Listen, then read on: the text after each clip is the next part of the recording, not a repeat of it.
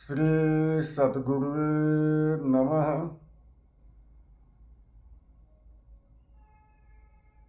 पिछले वीडियो में आप सबके सामने माइंड मैनेज की चर्चा हमने की थी। माइंड मैनेज से होने वाले लाभ के बारे में चर्चा करते हैं और माइंड मैनेज करने के लिए सहायक योग विधियों का, आध्यात्मिक विधियों का कुछ वर्णन करेंगे। माइंड मैनेज से अर्थात दिमागी प्रबंधन से आपका हर कार्य संतुलित और सफल होता है। जिस व्यक्ति का दिमागी प्रबंधन श्रेष्ठ है, उसका हर कार्य श्रेष्ठतापूर्वक ही संपन्न होता है। इस विधि के बारे में हमारे ऋषि मुनियों के ग्रंथ, उनके हाथों से लिखित ग्रंथों में अनेक प्रकार की विधियां वर्णित हैं। दिमागी प्रबंधन के लिए सर्वप्रथम आपको अपने मन की चंचलता को नष्ट करना होगा। मन की चंचलता नष्ट करने के लिए आपको मंत्र जप, ध्यान आदि, शीर्षासन और सर्वश्रेष्ठ मुद्रा खेचरी मुद्रा से किया जा सकता है। सात्विक आहार विहार और नकारात्मक व्यक्तियों से सदैव दूरी बनाकर रहना,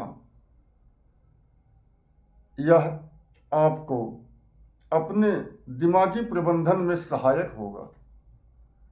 जितना ज़्यादा आप पॉजिटिव एनर्जी तैयार करेंगे,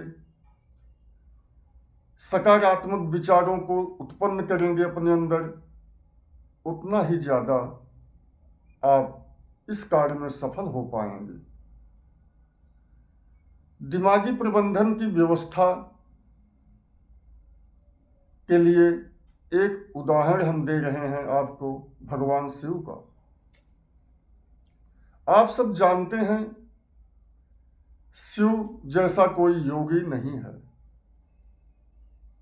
शिव भगवान एक सर्वोपरि योगी हैं, जिसके द्वारा उनका माइंड मैनेज, दिमागी प्रबंधन इतना सराहनीय है कि उनके परिवार में अनेक विरोधाभासी स्थितियों को कैसे संभालते हैं, उन्होंने कैसे संभाल रखा, इसका वर्णन सुने। कुछ लोग कहते हैं कि हमारे घर में, हमारे परिवार में आपसी कलह बहुत ज्यादा है, इससे घर में सुख शांति नष्ट हो गई है। लेकिन आप शिव जी के परिवार की हालत सुने और जाने समझें। शिव जी का सवारी नंदी बैल, पार्वती की सवारी वाहन सिंह। सिंह सदैव अपनी नजर नंदी पर रखता था, क्योंकि शेर का शिकार बैल होता है। गणेश जी की सवारी, उनका वाहन चूहा, और शिव के गले में जो सर्प है, उसका आहार वह चूहा होता है, मूसक। शिव के गले में जो सर्प है, वह मोर का आहार होता है। उनके पुत्र कार्तिकेय जी का वाहन मोर है। ऐसी स्थिति को किस तरह से शिव जी संभालते थे और वहां किसी को कुछ नहीं होता था। तो आपसी कलह, आपसी विरोधाभास तो बहुत ज्यादा था, लेकिन शिव में वह दिमागी प्रबंधन की क्षमता और एक महान योग स्थिति में स्थिर होकर वह सबके मनोदशाओं को बदल देते थे, विचारधारा को उत्पन्न होने से पहले ही नष्ट कर देते थे।